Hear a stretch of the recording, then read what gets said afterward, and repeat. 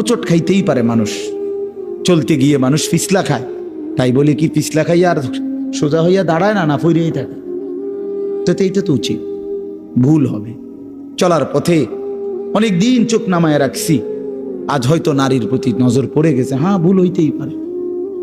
সবসময় সত্য বলার চেষ্টা করি, আজ হয়তো একটা ভুল বলে ফেলছি, মিথ্যা বলে, হতেই পারে, কিন্তু লাগাতার মিশা কথা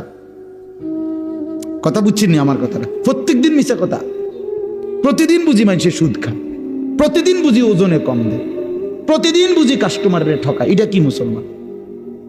এ কেমন ধরনের পাপী?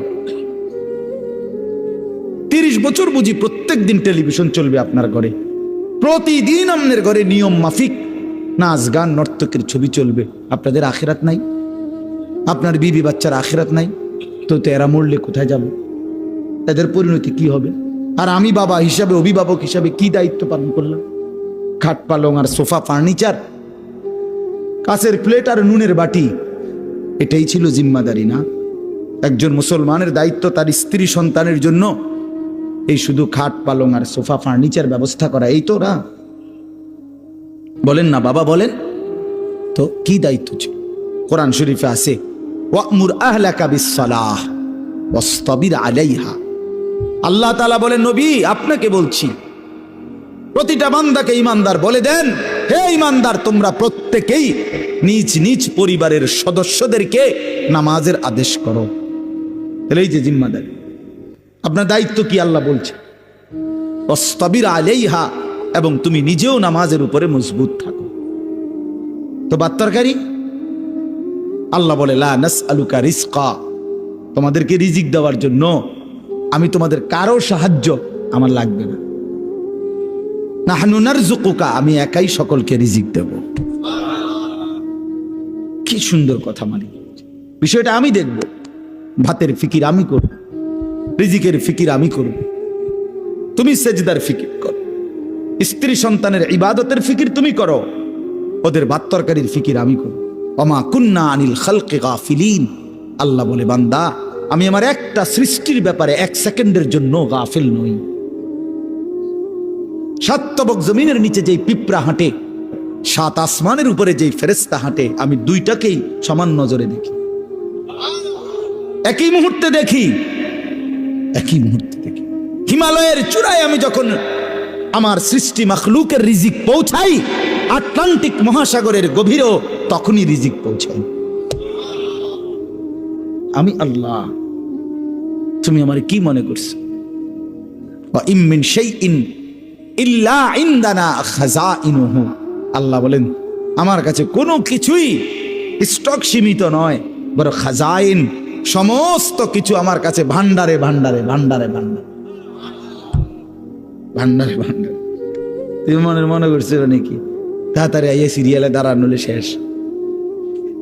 হেগো না না, ওমা নুনাজ্জিলুহু ইল্লা বিকদারিন মালুম, আল্লাহ বলেন আছে তো আমার কাছে ভান্ডারে ভান্ডারে, কিন্তু আমি নাজিল করি পরিমাণ মতো করে, একসাথে সব না, পরিমাণ করে। বোঝেন নাই? আমি বুঝে কই, মনে করেন আমরা যে অনেক মানুষের চিন্তা বয়স্ক মাঝ বয়সী লোকের, আরে আমি থাকতে যদি ঘর দুয়ার টাকা পয়সা বাইল করে দিয়ে যেতে না পারি, ফোলাগারে বিদেশ পাঠাইয়া যেমনে পারি, সুদে পারি, কিস্তিতে পারি, হ্যাঁ আমি থাকতে যদি জিফুতের লেগে কিছু ঘর দুয়ার টাকা পয়সার ব্যবস্থা করে দিয়ে যাইতে না পারি, আমি মরলে আহারে তারা কিনব। অনেক মানুষের এটা চিন্তা না, আমি মরলে তারা কিনবো না, আমনে মরলে তারা সবাই ক্ষুধা বহন খাইব, আমনে মরলে পৃথিবীতে ভাত বন্ধ। না না, এই শেষ ভাত আমনের আমলে, এরপরে শুধু বন দিয়ে আর চা দিয়ে ভিজিয়ে খাবো সবাই, হাবটাই শুধু একবার খাওয়াই না, ওনার আমলেই শুধু পৃথিবীতে কাম কাজ আর সব বন্ধ। এরপরে এই জন্য আল্লাহ বলে, বান্দা রে আমার কাছে আছে, টেনশন করো না, আমার কাছে আছে ভান্ডারে ভান্ডারে, কিন্তু আমি একসাথে দেখলে তো সংরক্ষণ করতে পারবা না। এই জন্য আমি আল্লাহ যখন যা প্রয়োজন পরিমাণ মতো নাজিল করে থাকি, তোমার উপরে রহম করি বলে, তোমার উপরে দয়া করেছি বলে দেই। তুমি এমন শুরু করছো কা? তোমার দাদা মরে যাওয়ার পরে তুমি কি মরছুনি?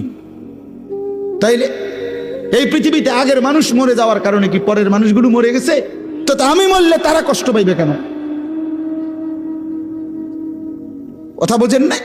গত 100 বছর আগের মানুষ যারা মরে গেছে, 300 বছর আগের যারা মানুষ মরে গেছে, তো তাদের কারণে আমগো কি অসুবিধা হয়েছে?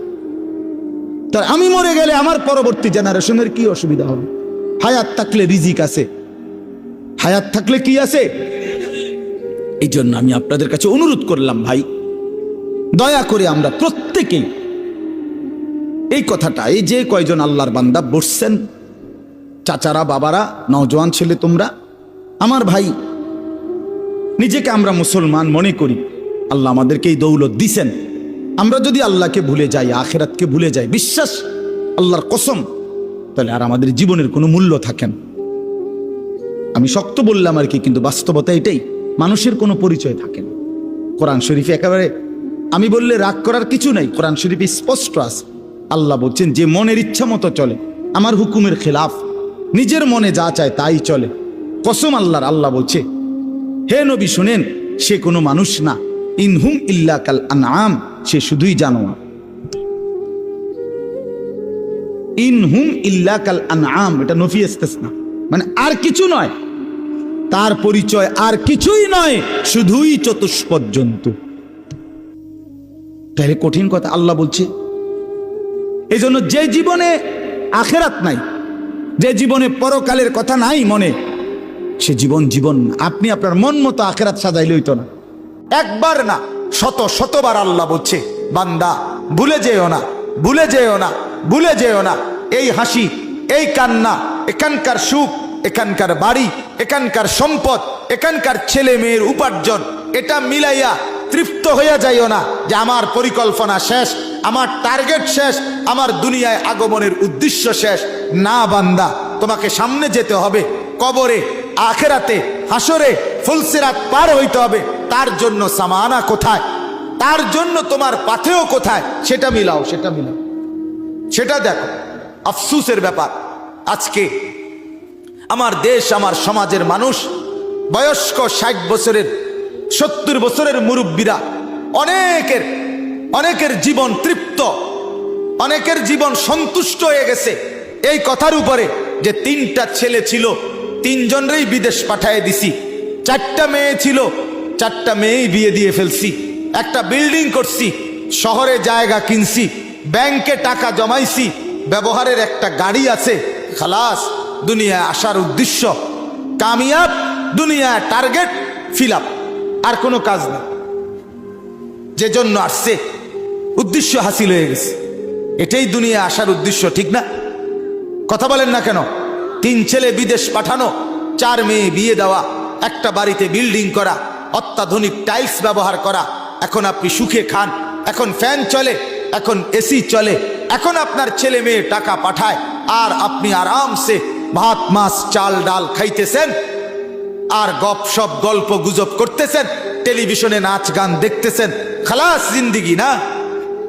আহ, হায় মুসলমান, এই তো তৃপ্তি। বুড়ো মানুষের চা দোকানের আড্ডা দেখলে, বয়স্ক মানুষের চা দোকানের আড্ডা দেখলে বুঝাই যায় উনি তৃপ্ত, ওনার মূলত কোনো টেনশন নেই, কোনো টেনশন নেই। চা দোকানে বসে বসে গপ মারে, সিগারেটের পর বিড়ি খায়, টেলিভিশনের নাচ গান দেখে, আরামসে আরামসে বসে আছে।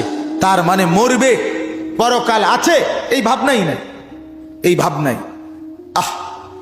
আল্লাহ আমাদেরকে বুঝ দান করেন, আল্লাহ আমাদের কলিজার মধ্যে ফিকির দান করেন। আখিরাতের ফিকির ছাড়া জিন্দিগির কোনো মূল্য নাই, আল্লাহ এটাই বলছেন। এখন কি আল্লাহর নবী সাল্লাল্লাহু আলাইহি সাল্লাম ঘুম থেকে উঠে উম্মতকে শিখাইছে, উম্মত একবার ঘুমাইছিলা, মরেই গেছিলা, আবার যখন ঘুম থেকে চোখ মেললা, পৃথিবীর আলো বাতাস আবার দেখলা, আল্লাহকে জানায় দাও, আলহামদুলিল্লাহিল্লাযী আহইয়ানা বাদা মা আমাতানা। মাওলা, আপনার শুকর মাওলা, আমি তো মরেই গেছিলাম, আপনি আবার হায়াত দিয়ে আমাকে বাঁচিয়ে দিলেন।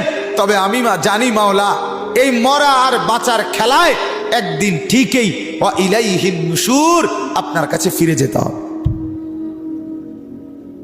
ফিরে যেতে হবে। প্রতিদিন চোখ বন্ধ হয়, আবার চোখ আপনি মেলে দেন। মাওলা, আমি জানি